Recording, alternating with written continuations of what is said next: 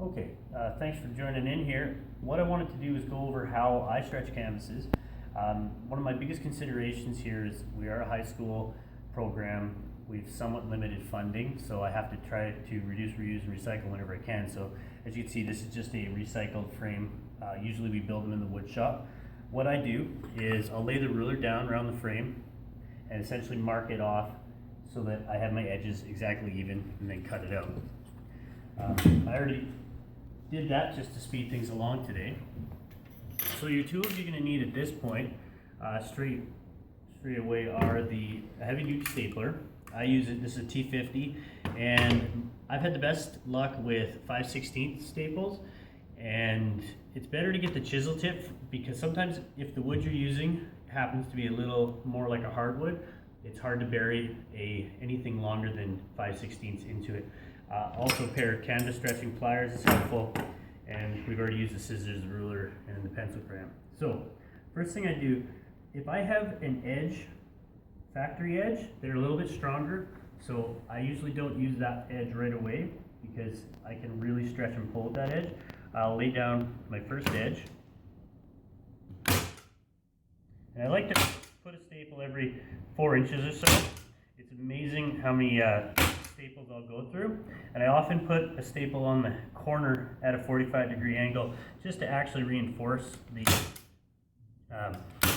where the frame is joined at the edge.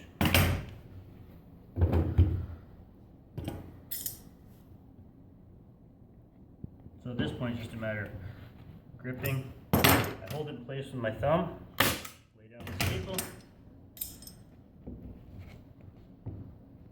Sometimes I'll give it just a little side tug at that point just to make sure that we're getting a good even stretch.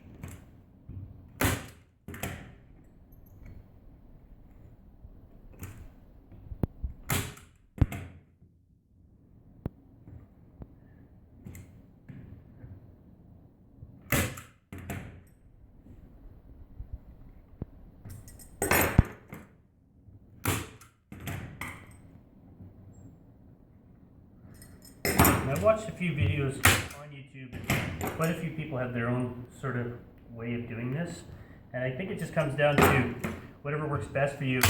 For me, it's basically about economy of time. When I have to build sometimes 90 canvases a semester, I'm hopping to get that done. At this point, I'll take a look and see if there's one side that's a little longer than the other, and I'll save that side for stretching.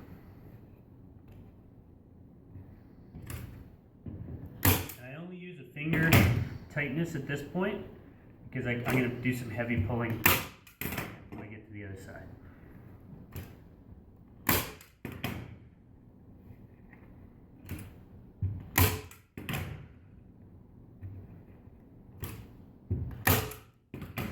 Now, my personal preference is to actually do the corners at this point. Just to show how I do it, I just push it over, bring it in as tight as I can.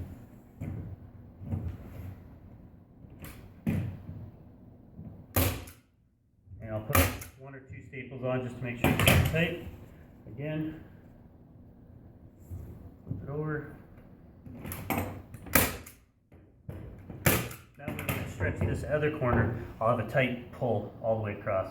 So starting in the middle, this is where I'm going to start to put a little more onto it.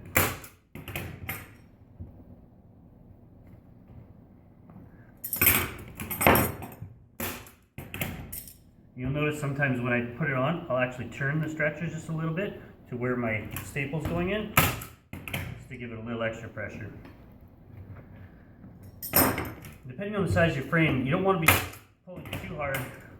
If the wood is traveling over a certain amount of distance and you start putting tens of pounds of pressure, you'll actually start to warp the wood in, and your canvas will misshape. It'll become wider at the ends and then narrower in the middle. That's just something to consider.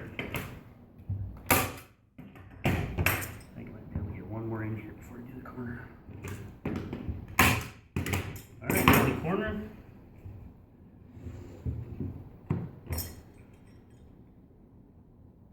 I'll just give it a little bit of a pull to make sure it's as tight as it can be. bit of bunching there. Not a big deal because you won't be able to see it on the other side. I just fold it over, put a staple in. A